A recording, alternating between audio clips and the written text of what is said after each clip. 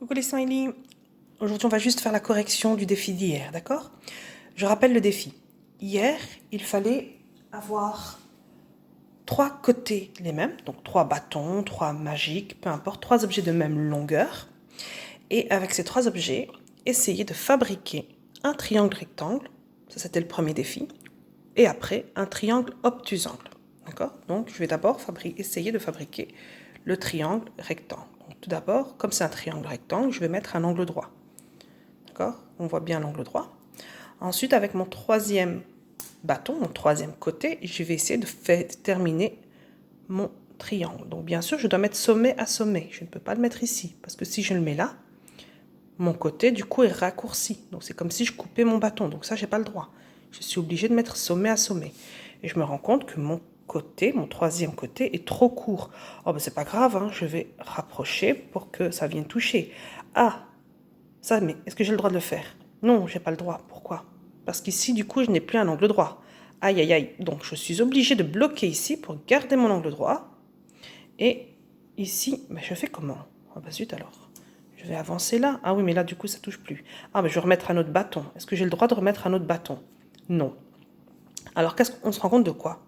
On se rend compte qu'il est impossible de fabriquer un triangle rectangle avec 3 côtés de même mesure. C'est impossible. Les côtés sont soit trop courts, soit trop longs. On ne peut pas. Ok? Défi impossible. Deuxième défi, obtusangle. Je commence de la même manière. Je fabrique d'abord un angle obtus. Donc pour fabriquer un angle obtus, je prends l'angle droit et je l'agrandis. Voilà, comme ça je suis sûre qu'il est obtus. Voilà, nous avons un angle obtus. Donc en fermant ici, je vais obtenir un triangle obtusangle. Je prends donc mon troisième côté, mon troisième bâton, et je vais venir le mettre sommet à sommet. On remarque qu'il est beaucoup trop court. Encore une fois, si je veux relier tous les sommets, je suis obligée de changer l'angle. D'accord? Deuxième défi, il était impossible. On ne peut pas fabriquer un triangle obtusangle avec 3 côtés égaux. Qu'est-ce que ça veut dire? Quand on a un triangle qui a 3 côtés égaux, comment on l'appelle déjà? Vous vous souvenez? Un triangle qui a 3 côtés égaux, on appelle cela un triangle équilatéral. Ça veut dire que avec 3 côtés égaux, la seule possibilité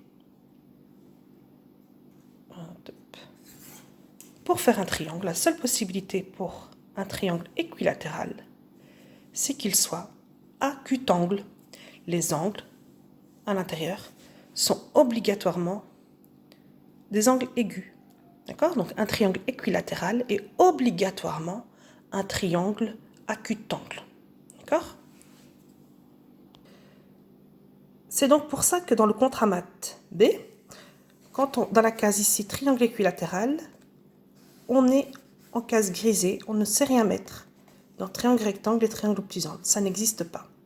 Par contre, toutes les autres possibilités, c'est possible. Donc un triangle équilatéral est un triangle acutangle. Donc là, il faudra dessiner un petit triangle qui est acutangle. D'accord? Un triangle équilatéral. Ok? Alors, un triangle rectangle scalène, il faudra tracer un angle droit avec 2 côtés différents et le troisième côté différent, puisque c'est un triangle scalène. Ok? Triangle rectangle. Donc, on essaie de commencer toujours par les angles, c'est plus facile, d'accord? On commence donc par faire d'abord l'angle droit et ensuite, on termine pour fermer le triangle. Isocèle, c'est pareil. Triangle rectangle, on fait un angle droit. Mais comme il est isocèle, les 2 côtés, on va les mettre de même mesure. Donc on fait par exemple 3 cm, 3 cm et on ferme, mais en angle droit. D'accord? On refait pareil ici, on fait un triangle obtusangle. Donc on fait d'abord l'angle obtus. Mais comme c'est un triangle scalène, on fait d'abord les 2 côtés de l'angle de manière différente, puisqu'il est scalène. Mais en formant un angle obtus. D'accord? Puis on ferme. Ici, c'est la même chose. On fait d'abord un angle obtus, mais il est isocèle. Donc obtus avec 2 côtés égaux. Ok? Et ainsi de suite pour l'accutangle. On fait un angle aigu d'abord, avec 2 côtés différents. Puis on ferme. Et ici, on fait 2 côtés égaux qui forment un angle... 2 côtés égaux qui forment un angle aigu. D'accord? Donc là, je vais vous demander de faire cet exercice aujourd'hui. Vous le faites avec une latte et avec un crayon. Ok, on essaie d'être le plus précis possible. Et on m'envoie une photo bien claire. Ça va les loulous?